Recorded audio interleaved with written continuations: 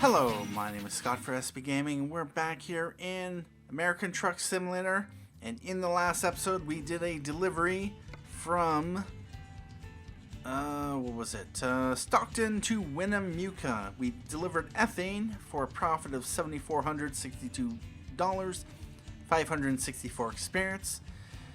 And I've been taking a look at the job market, and I saw something. This one here, Los Angeles to Stockton. These are two places we've already discovered, but more importantly, it passes through here. We start down here, go up there, and I was taking a look at the world map, and so the gallon is down here. There is a dealership here, so what I'm probably going to do is take this one, and from here, take this road. I think it's going to tell me to go this way, but I'm going to redirect to here, unlock this, then come up the 5, and from the map it was going to tell me to go on to Highway 99, which for the most part I've already discovered. So what I'm not going to do, I'm not going to do that. That's just crazy talk. Like, really, why would I want to drive on a road I've pretty much already explored? Instead, what I'm going to do is take the Interstate 5, all this road we have not yet discovered, this section here as well, right up to Stockton, all along the 5, and to the, I think it's most likely this gas station here. It is to a gallon, which most likely is that. So yeah, that will be nice. We'll be able to unlock that. All that road. We have explored 32.66% of the roads. We'll be able to unlock another dealer. We've unlocked 2 dealers, the one in Reno, which turned out to be a Peterbilt. And we already had the one in, what was it, Bakersfield? Yep. We've passed through there, and actually, no. We already had Bakersfield because that was our preferred truck brand. It just gave you one dealer right off.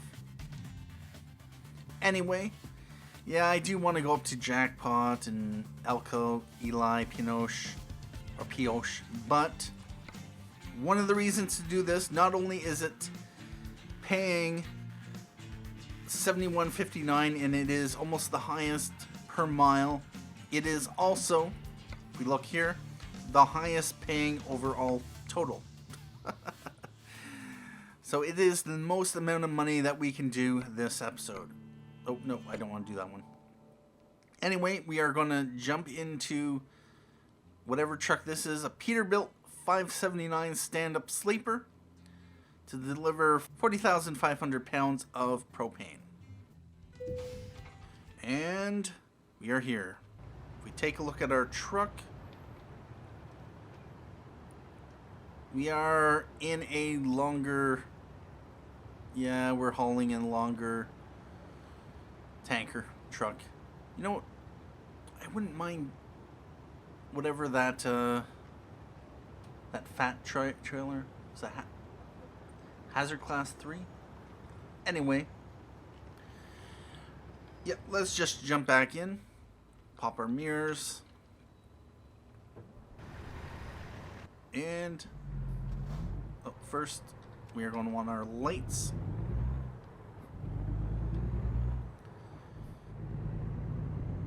We are most likely going to have to do the gas station drop-off. I've done that a number of times. I've actually done propane a number of times. But it pays well. Pays extremely well. Although I really should put a point or 2 or 10 into high value and fragile cargo.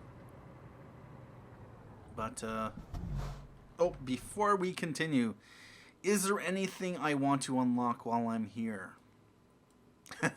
Well, I could go this way instead and unlock Carlsbad. That wouldn't be a bad idea. Although, what was it? We did the drop-off at this Walbert, I think, which unlocked Los Angeles, or was it up here? It doesn't really matter. Anyway, so what are we going to unlock? There's just the gas station there. I am going to want to go to here on that highway. Nothing here to unlock. And yeah, I'm going to want to go there. Take this highway all the way up since we have discovered most of Highway 99. Nothing else to unlock. Anything along here? Not really. It's just pretty much a straight shot. Once we get on Interstate 5, right up to Stockton, to the gallon fuel.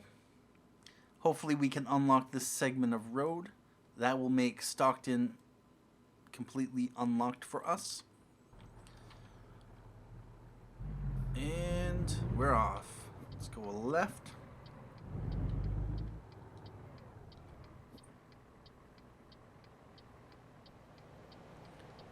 And get on the road. We are going 366 miles, 9 hours, 31 minutes remaining. Yep. We have 14 hours in between rest stops, so as long as we're not doing anything longer than this, we'll never have to actually get a rest stop. Now the question is, are we in a... We have 100... What was that? 191 gallons? We have enough for... Oh, we have plenty of fuel. We have plenty of fuel. Nice. So yeah, it does seem like it's a random amount of fuel that you get in your truck.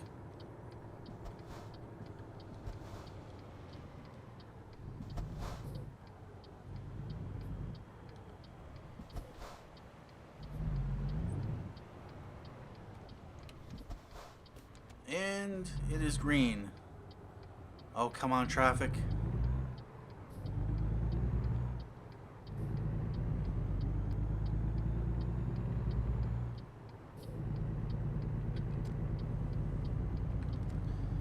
First, which lane do we want to be in? We are going to have to take a right. Do I want to take this side road? Or just go up to here and take that? Yeah, we'll take it. So I'm going to actually want to be in the right lane.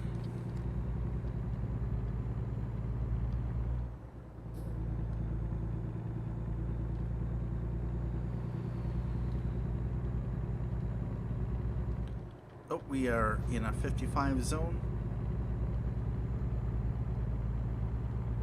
Oh, never mind. 30 zone, plus we have to scooch over. Slow down just a bit. And throw the cruise control on.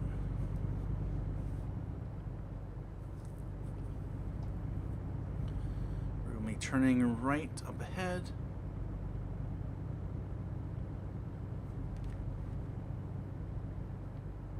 Oh.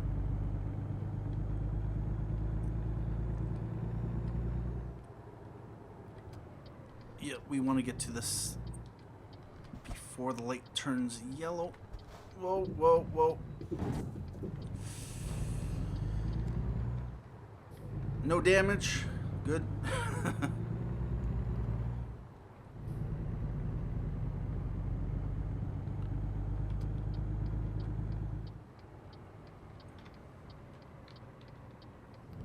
put the map back on so I know where I'm going. Although we do have a small navigator screen on our truck. I actually prefer the larger heads-up display version because we do get a bit more information. Alright, we are heading to the right and we'll be able to stop on this red.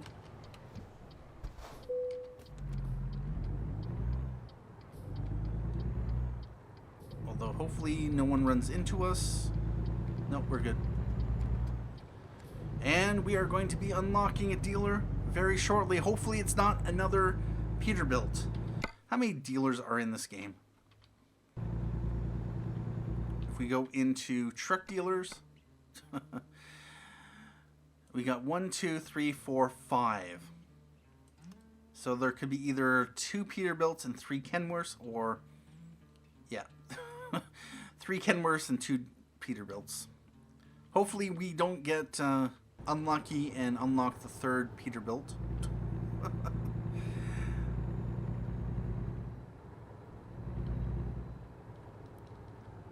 Oh, slow down. We're good.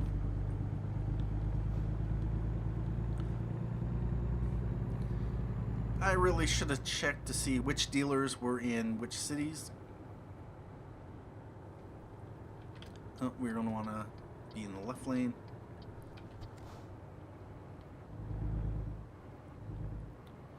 And it's a Kenworth dealer. Nice. Now, do we unlock it by passing through? Yes, we do. We don't have to turn in. That's nice. Alright, let's get over the highway and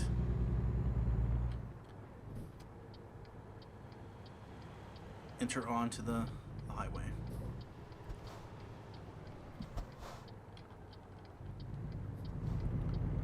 Alright, so once I'm done this delivery, I'm probably going to hop into the truck dealers, the Kenworth specifically, and check out the W900 that SCS has been working on for about 2 years now. They had it mostly complete and went in search of licensing, but Kenworth had some other ideas about what they wanted to have as the truck to be in the game on release, which was whatever is the one that's, yeah.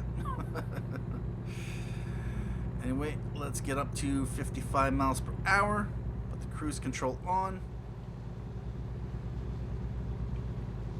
And pretty much, this is just straight up. We don't have to get off. And as long as, yeah, we don't get called for the weigh check. We've been lucky. We've been lucky, fortunately. But, yep, it's pretty much Interstate 5 all the way. Interstate 5 all the way. Oh, yeah. 55 miles per hour, so hopefully the speed limit does not change. This is where I would like to have an adaptive speed control. Or an adaptive cruise control. Just so I can set it. Just drive the speed limit. And I'll just worry about whether or not I'm going to crash into anything. I don't want to have to worry about speeding tickets. I don't want to have to worry about, you know, things like that. I know Squirrel has mentioned in one of his videos that he has wanted kind of a convoy type cruise control where if you're behind someone, just set your speed to whatever their speed is. If they slow down, you know, have your truck slow down, speed up if their truck speeds up, kind of thing. And, you know, that would also be kind of cool. But it'd be nice if there were multiple types of cruise control that you could get. Although technologically, either of those are more game things than, you know, exist in the real world. But, yeah, the cops are out. In force. I don't think I have noticed a reduction in the number of cops, although it's a really good thing that that one red light that we had run did not get us red light ticket. I know in Euro Truck, if we had done that exact same thing, we would have gone screwed, and what was that, $550 ticket for a red, or was it $350? But yeah, about that. Anyway, we have enough fuel for 805 miles. More than enough fuel. We should be good. So I'm hoping that patch tweaked the gas settings for quick deliveries. Because it just really seems silly to me that even in a quick job, they would not only give you enough gas to get there, or maybe not even enough gas. Although, depending on, of course, how fuel efficient your truck actually was, that would be another matter entirely.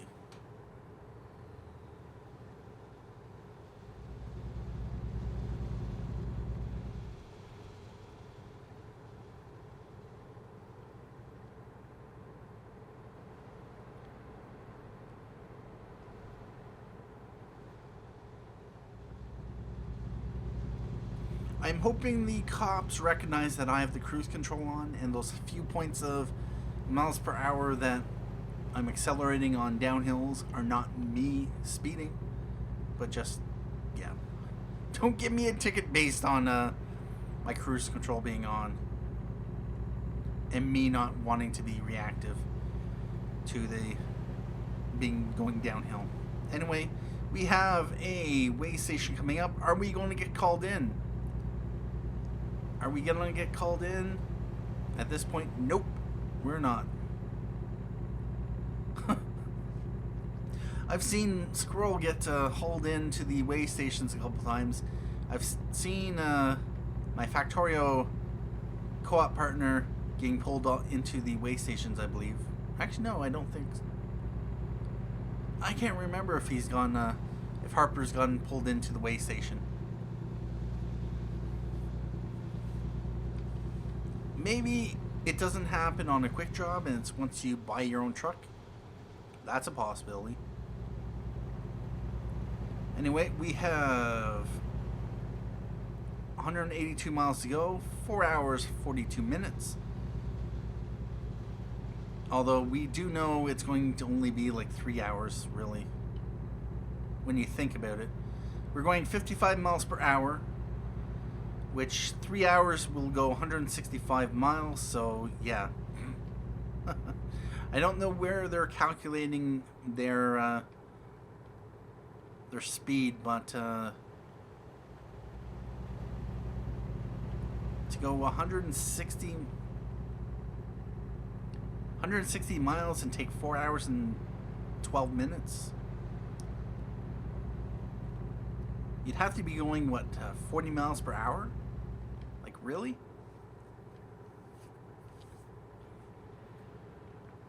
So yeah, we'll always be under time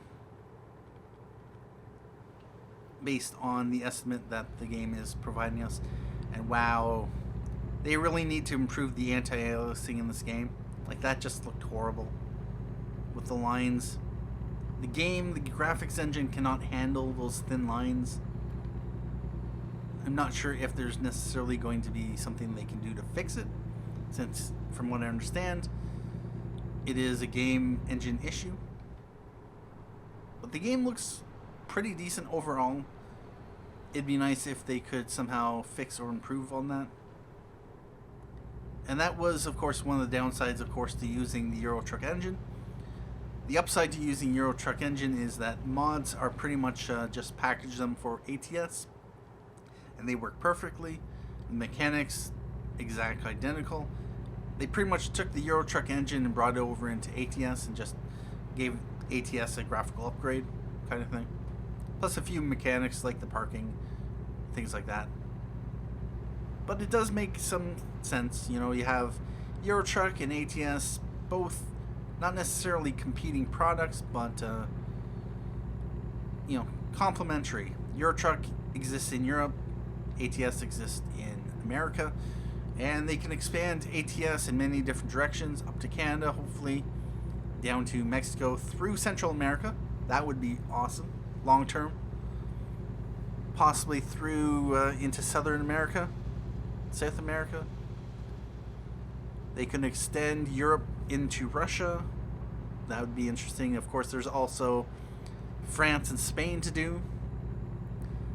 They've been talking about, or I've been hearing about them doing Ireland for Euro Truck Simulator. Go into the Balkans and in through Greece. That's another direction that you can take Euro Truck. With these two games, they could pretty much yeah, they just need enough developers to produce enough content for people to play around with. It'll be interesting to see what kind of, whether this business model they've set out for themselves with, setting out, having a couple states available to begin with, and then having additional states as add-on DLC. I've gone over the map of North America, and I've designed my own layout of what I would like to see the DLCs for North America. I'd like to see states grouped into chunks, and you'd buy the DLC, and as they get produced, as they are completed each state, they would release them, kind of like what they have done with ATS so far. So initially it was going to be California, Nevada turned out to be a day one DLC release, and then Arizona is coming up. So basically, for instance, you'd have like the Pacific Northwest DLC, which would include, say, Washington State, Oregon, I think Montana, that section of the map, maybe $10 for it, and they might release Oregon first to connect onto the existing map, and then go up to Washington State, and then add Montana. But pretty much everyone who bought that Pacific Northwest DLC would get all those states. I can't imagine anyone who would not buy every state DLC, because you'd want to drive the entirety of America. You wouldn't necessarily want to miss out on one of the DLCs, and it would just clean things up. Like I don't want to have 50 different DLCs for each individual state, and they mentioned that they would combine multiple states in one DLC pack anyway. But I think according to my distribution, how I would combine the various states, I would have, I think it was 13 different DLC packs that would actually include 2 for Canada and 1 for Mexico. Oh, here we go. Oh, yeah. I was just rambling on there and not realize that we got to our destination. Anyway, 1 mile remaining, and our destination's right there. Oh, yeah, this is going to be lovely. Although, with that said,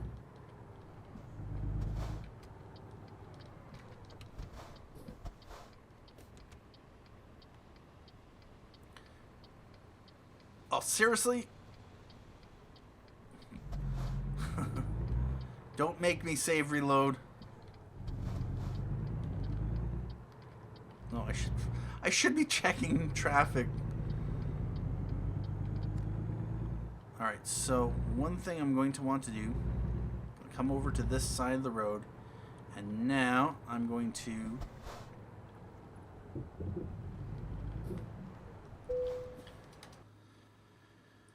yep, we're going to do this. Now, I want to get back on the road.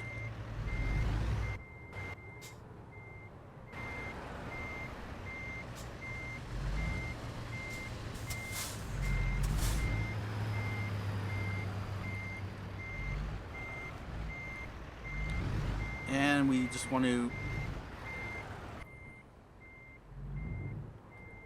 hopefully we're not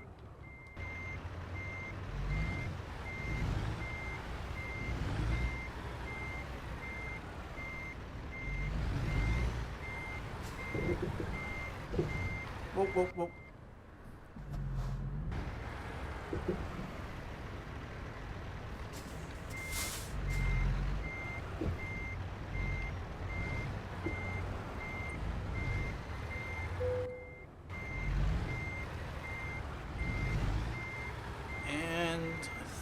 Nope. I'm gonna need to go a little further before we spin the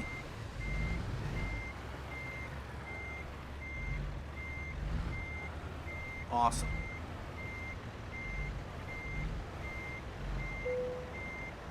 And the cargo is ready, but what I'm going to do is just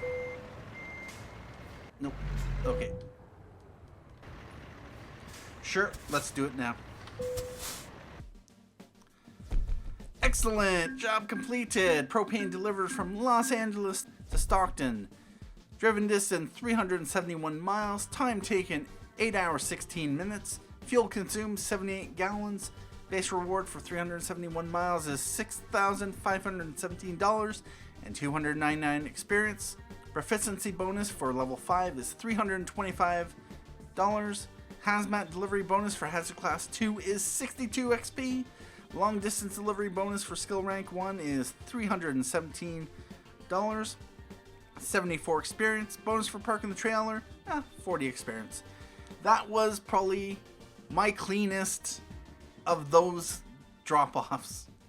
Of course, I've done, 5 or 6 of them by now. So I pretty much have a feel for how to do this drop-off. That's pretty much the perfect drop-off you can possibly do. Thankfully, the traffic waits for you. So, unfortunately, we now are only 155 experience until level 6. Oh, so close. Although, how many levels ago, being 15 experience from the level up, that was just crazy. Anyway, at this point, we are going to take a trip into the dealer map. So we don't have to really worry about whether which one of these are a Peterbilt or a Kenworth, because of course we have both dealers accessible. Anyway, let's visit the dealer. And yes, I do. Oh yeah. Kenworth W900 day cab.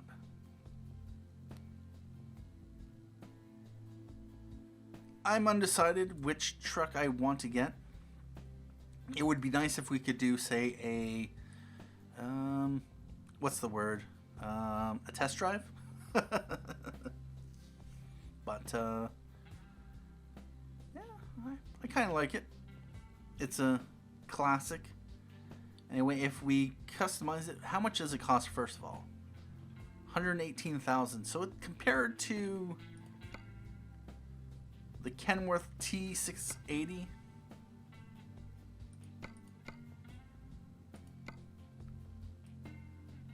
this is $122. So it's cheaper actually than the. Huh, interesting. This one's available from level 7.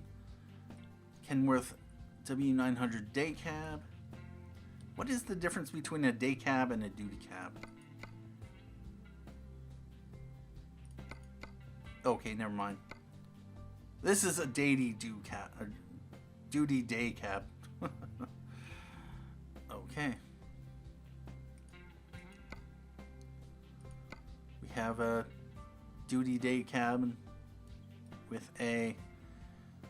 I know there's a few people who do not like this this up here. I don't really mind it.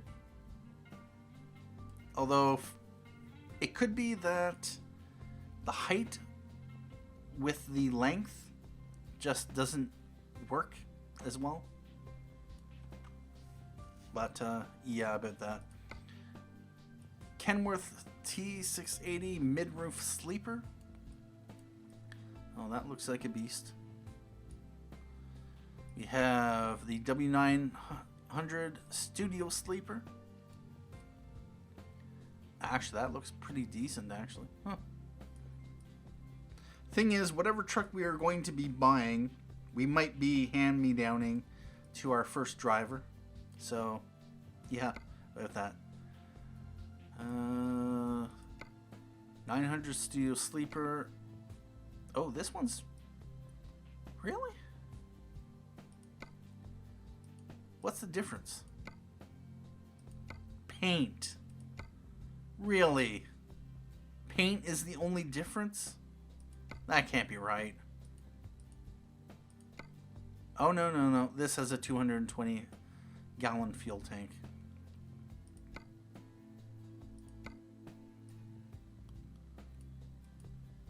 That's available level 10. Available level 20. Ooh. That cab. The Aero Cab Sleeper.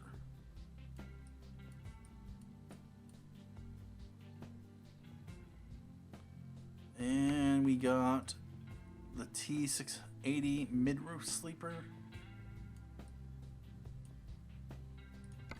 And the T680 high-rise sleeper.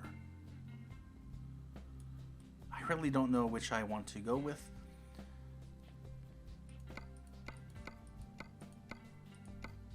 Is there any way to compare the trucks?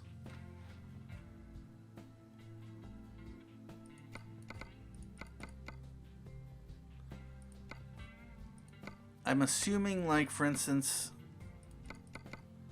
I could take this, put in an engine that is similar to this one. Like, this has an Eaton Fuller 18-speed retarder versus an Eaton Fuller speed 10-speed. If we take this transmission,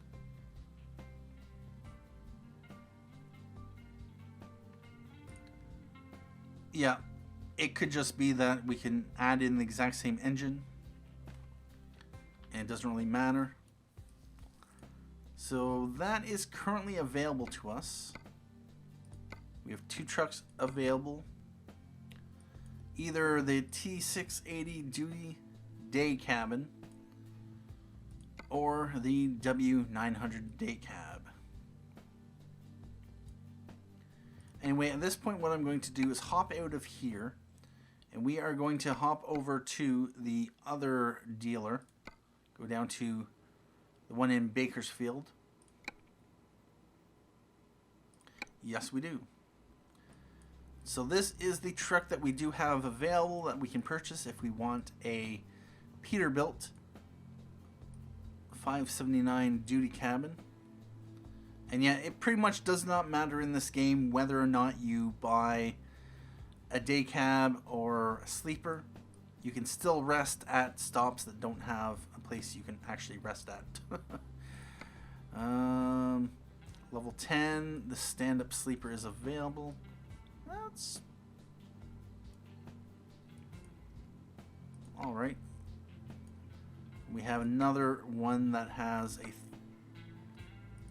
This one has an Eaton Fuller 13-speed, and this one has a 13-speed retarder. It's also what, $16,000 more.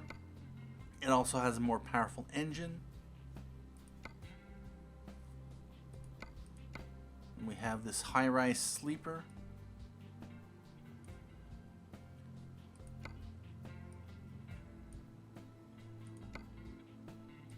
And the same thing except engine power. This one has 550 horse compared to 455 horse. Plus, of course, paint job. And actually, Allison 4500 6-speed gearbox. Really, a 6-speed? Okay. How does that work? Anyway, at this point I'm going to take a break here. If you would like to suggest a truck I might want to purchase, I'm considering the Kenworth W900. Although I'm thinking I probably will go with a Peterbilt if I don't go with the Kenworth, the new one that just came out. But I'll have to wait until next time. Anyway, at this point I'd like to say thank you for joining me. Thank you for watching. My name is Scott for SB Gaming.